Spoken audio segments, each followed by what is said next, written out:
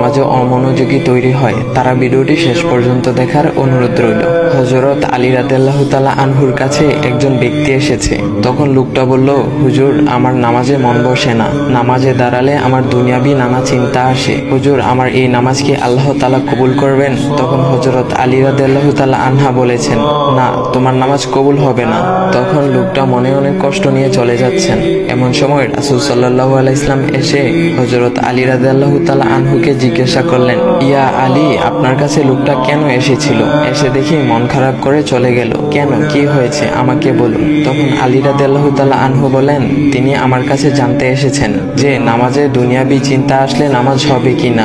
আমি বলেছি, না, তোমার নামাজ কবুল হবে না। রাসূল সাল্লাল্লাহু আলাইহি ওয়াসাল্লাম তখন বলেন, ইয়া আলী, আপনাকে আমি একটা চাদর উপহার দিতে চাই, তবে একটা শর্ত আছে। আলী রাদিয়াল্লাহু তাআলা আনহু খুশি হয়ে বলেন, ইয়া রাসূলুল্লাহ, কি শর্ত তা বলুন, আমি আপনার সকল শর্ত মেনে নিব।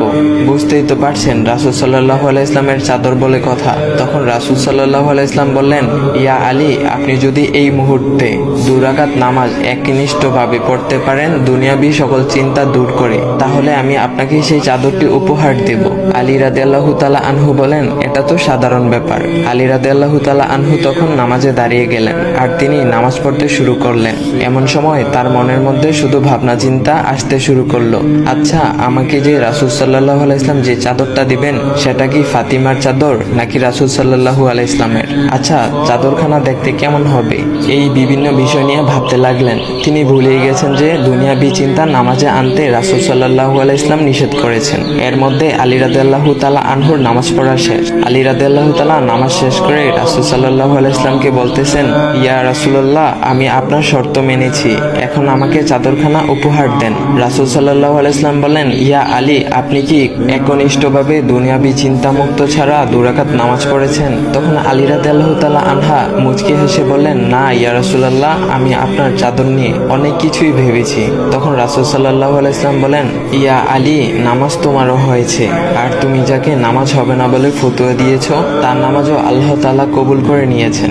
শোনো আলী, দুনিয়াবি চিন্তা দ্বারা নামাজ বাতিল হয় না, নামাজ মহান আল্লাহ তাআলা কবুল করে নেন। সকল ফরজ নিয়ম কানুন মেনে নামাজ পড়লে নামাজ হবে ইনশাল্লাহ। তবে আমাদের সকলের উচিত নামাজ আদায় করার সময় একমাত্র আল্লাহকে স্মরণ করে নামাজ আদায় করা। নামাজে দাঁড়ালে দুনিয়াবি চিন্তা মাথায় আসে, এটা শয়তানের একটা ফাঁদ। আল্লাহ তাআলা আমাদের সকলকে শয়তানের কুমন্ত্রণা থেকে হেফাজত রাখুক এবং সঠিকভাবে মনোযোগের সাথে নামাজ আদায় করার মতো তৌফিক দান করুক। সবাই বলি আমিন। চাইলে ভিডিওটা আপনি অন্যদের কাছে শেয়ার করতে পারেন, এতে অন্যদের ভুল ভ্রান্তিগুলো দূর হবে। তো গাইস, এমন ইসলামিক ভিডিও পাওয়ার জন্য ভাইয়ের আইডিটা ফলো করে দেওয়া যাও।